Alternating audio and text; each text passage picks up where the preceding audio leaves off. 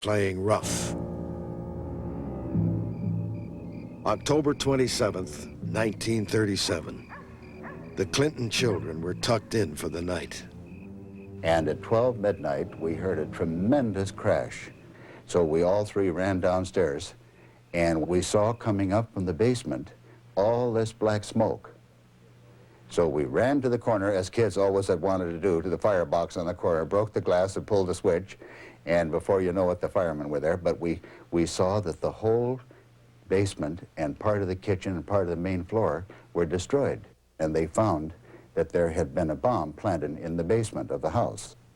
Well, just a few minutes after the bombing occurred, Dad received a phone call, and the person on the other end of the phone said, "Well, how did you like the little puff you just had? If you think that was something, just keep your nose in this business where you don't have any place and see what happens next." A quiet neighborhood in Boyle Heights, the home of Detective Harry Raymond. As his investigations for reformer Clifford Clinton continued, he was put under surveillance by the Los Angeles Police Intelligence Unit. Across the street and up an alley, they rented a spy house.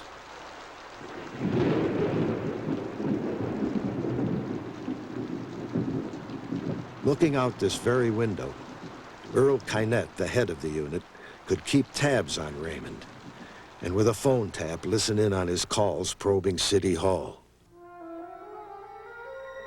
January 14th, 1938. Harry Raymond's wife was fresh out of eggs. Shaved and dressed for the day, Harry volunteered to run by the market. He grabbed the keys and headed for the car. Got in, stepped on the starter.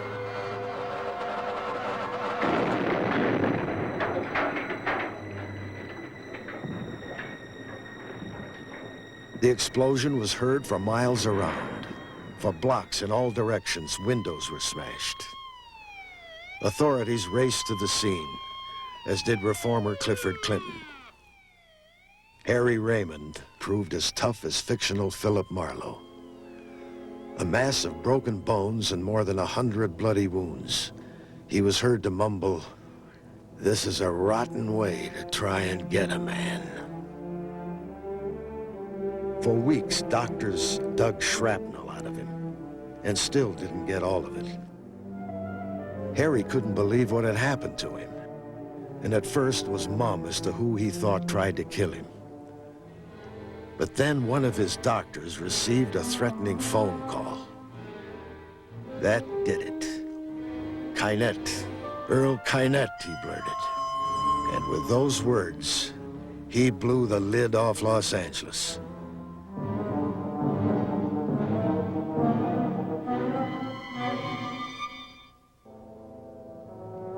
The trial was sensational. Taken to the Hall of Justice in a wheelchair, Harry Raymond was cheered on by crowds shouting, "Stay in there, Harry. Tell them all of it, Harry. Good luck, Harry."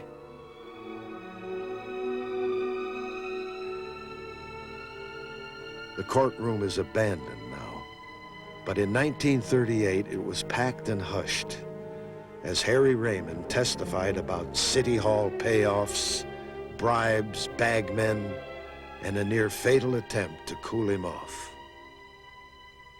It didn't look good for Earl Kynett.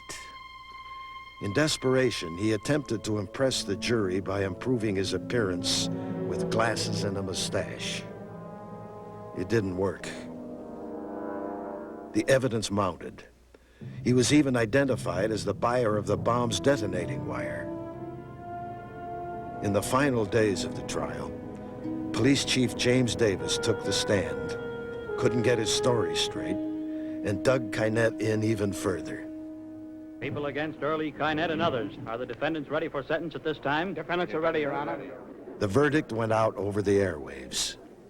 Will the defendants arise, please? Whereas you, Early Kynett, have been duly found guilty by a jury in this court of the crime of attempted murder, it is therefore ordered, adjudged, and decreed that you be punished by imprisonment in the state prison at San Quentin. He got 10 years to life. Count 4 of the indictment and the trial exposed a city hall rife with corruption. Reformers and newspapers clamored for a special election to recall the Mayor Shaw administration. It had become too blatant. And newspapers don't like the reputation of the City of Angels to be dragged in the dirt and the mire. So Fletcher Barron was elected on the recall. And from that, the walls came tumbling down gradually. Grant Cooper now and then as campaign manager for LA's reform mayor, Fletcher Barron. He threw the rascals out because, by God, he threw them out like a bouncer does. You see him in the movies. Barron's takeover was truly remarkable. For the first time in American history, the mayor of a major city and all his cronies were run out of office.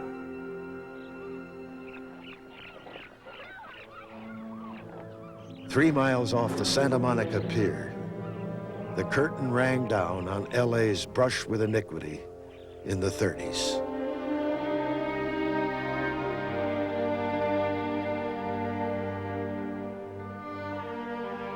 In a decade, the wrecks and other gambling ships had cashed in on over 12 million visitors. But now the time had come for Admiral of the Fleet, Tony Cornero, to pack it in. These visitors were from the State Attorney General's office, and they too couldn't wait to get to the slot machines and the gaming tables.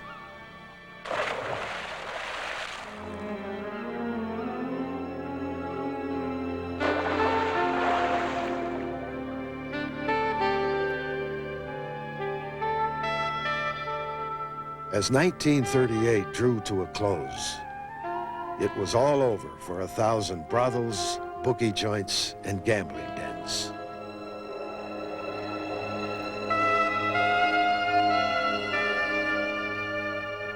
There had been trouble enough in Angel City, which all goes to show that when writer Raymond Chandler pitted his detective hero against a corrupt and criminal world, he didn't have to dream it up.